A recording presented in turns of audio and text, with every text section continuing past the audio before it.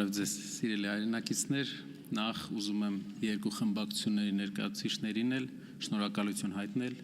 մեր ընկեր Հարություն Մնացականյանին մեր բացակայության ժամանակ օգնություն ցույց տալու համար։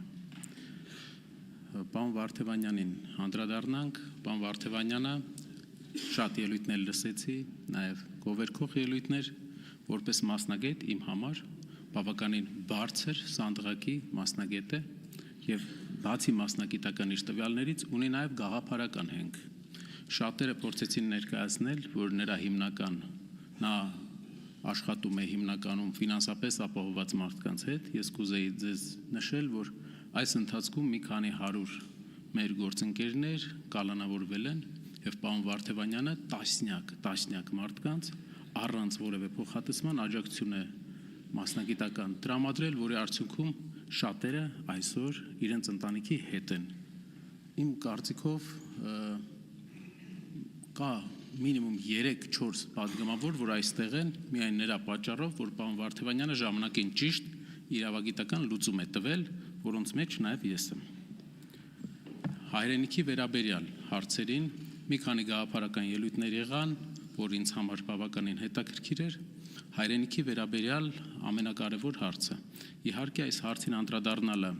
այն ազգին, որը 2500 մինիմում 2500 տարի ունի պետականություն, բավականին հետաքրքիր է, բայց երևի ժամանակն է բերել դրան։ Կա երկու մոտեցում։ Մի մոտեցում, այսպես կոչված մաքսիմալիստական մոտեցումն է, որ պատմական հայրենիքը դա նպատակ է։ Մի մոտեցումը դա քաղաքացիական պայմանագրի կուսակցության մոտեցումն է, իրական Հայաստանի մոտեցումը, որը ասում է, որ Հայաստանի ղեկավարը հայաստանցիների ղեկավարն է եւ Հայաստանը պետք է պարփակվի Հայաստանի շրջակայքով եւ հայաստանցիների Հայաստանի մեջ եւ հայաստանցիների հենց երկիրը լինի։ Մաքսիմալիստական մոտեցումը, որը հայ քաղաքական կյանքում միշտ եղել է, կարելի ասել, կուսակցությունների ձևավորման օրվանից, ասում է, որ մենք ունենք փոքր Հայաստան, բայց կա պատմական հայրենիք, որը նպատակ է, որն է ուժեղ Հայաստանի գաղափարը մոտեցում այս հարցին։ Ուժեղ Հայաստանը ֆիքսում է երկու իրականություն։ Առաջինը, այո, կա Հայաստանի Հանրապետությունը։ Հայաստանի Հանրապետությունը իր սահմաններով։ Հայաստանի Հանրապետությունը չունի նկրտում որևէ այլ երկրի, որևէ մետրի նկատմամբ։ Օրինակ, ինչպես մենք նշեցինք, Մուշը, Անին մեր հայրենիքն են, բայց Հայաստանի Հանրապետություն չեն եւ չունենք որևէ նկրտում։ Բայց կա նաեւ պատմական հայրենիք։ Պատմական հայրենիքը դա իրապես փաստ է, որ մեր մեծամասնության համար մենք ունենք, օրինակ, պարոն Մինասյանի նախնիները հաստատ Կարսից են։ Ղարսից են, պարոն Մինասյան։ Մուշից եւ Էրզրումից։ Այո։ Մեր հայրենակիցների մեծամասնությունը դուք ձեր նախնիների նշանակալի մասը այլ տեղից է, մեր հայրենիքի հայկական բարձրավանդակի այլ հատվածներից։ Եվ մենք չենք կարա չասենք, որ 2000 տարի ապրել ենք այդ հողում։ Չենք կարա։ Դա պատմական ճշմարտության խեղում է։ Այդ իսկ պատճառով մեր մոտեցումը այսպես է. մենք ունենք պատմական հայրենիք, որը կիսում ենք այլ ժողովուրդների հետ, եւ ունենք Հայաստանի Հանրապետություն, որը մեր երկիրն է, որի զարգացման եւ հզորացման համար մենք պետք է աշխատենք օրնի բուն։ Գալիս է մյուս հարցը. ինչու է պատմական հայրենիքը, ինչ պետք է անենք մենք մեր պատմական հայրենիքի հետ։ Հարց հնչեց, թե գնալու ես Ադանա ծառայես մեր գործընկերների կողմից։ Ոչ, հարցը ուրիշ ձև պետք է ձևակերպենք։ Պատմական հայրենիքը դա պատմագիտության եւ մշակութաբանության համար ուսումնասիրության մեծ դաշտ է։ Հայ ժողովուրդը եւ Հայաստանի Հանրապետությունը որպես հայ ժողովրդի բարձրագույն կազմակերպչական միավոր պետք է զբաղվի իր անցյալի, իր մշակույթի ուսումնասիրությամբ, մշակույթը պատմական հայրենիքում, պատմագրությունը պատմական հայրենիքում, որպեսզի 400-500 տարի հետո ժառանգներին հանձնենք մեր նախնիներից եկած եւ իրական պատմությունը որպես փաստ։ Դա մեր գենոմի մի մասն է։ Կարծում եմ, որ այս գաղափարը նաև կիսող կար, ես հիշում եմ, որ Տիկին Բաղդասարյանը նաև խոսքի մեջ ասեց, որ պատմական հայրենիքի դեմ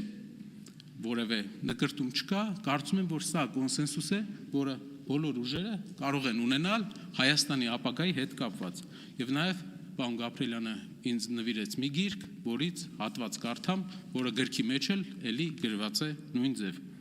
Թեև Արշակն ապրում է արտերկրում, բայց նրա հայրենիքը եւս Հայաստանն է։ Նրա ծնողները հայեր են, նրա մեծ պապը ծնվել է Արևմտյան Հայաստանի Մուշ քաղաքում։ Սա ձեր նվիրած 5-րդ դասանի գիրքն է։ Մենք ունենք կոնսենսուս։ Հայաստանի Հանրապետություն եւ պատմական մեր հայրենիքը, որը իրապես իմ հայրենիքն է եւ ինձ թվում է բոլորիս հայրենիքն է։ Մյուս հարցը մեզ հարցնում էին, թե ինչն է մեր գաղափարական հիմքը, տարբերությունը այլ մեր ընդդիմադիր գործընկերներից, ովքեր տասնամյակների, հարյուրամյակների քաղաքական փորձ ունեն։ Առաջինը կուզենամ ներկայացնեմ մեր մոտեցումը մեր հասարակությանը։ Ուժեղ Հայաստան կուսակցությունը աճ կենտրոնամետ ուժ է։ Հասարակական եւ սոցիալական զարգացման մեջ մենք պահպանողական մոտեցման կողմնակիցն ենք։ Մենք տեսնում ենք, որ պահպանողական մոտեցումը ընտանիքի ձևավորման մեջ, հասարակության ձևավորման մեջ օգնելու է մեզ ապահովել ծնելիության լավ մակարդակ։ Առանց պահպանողական մոտեցման, առանց սահմանափակման այնպիսի ընտանիքը թիրախավորող մոտեցումների մենք չենք կարողանա ունենալ լավ ծնելիություն։ Բոլոր հարցումների արդյունքում աշխարհում ամենամեծ ծնելիությունը ունեն պահպանողական եւ կրոնական հայացքներ ունեցող ընտանիքները։ Իսկ մենք ապրում ենք մի տարածաշրջանում, որտեղ մենք ազգ պետություն ունեցող որպես ազգ ամենափոքրն ենք։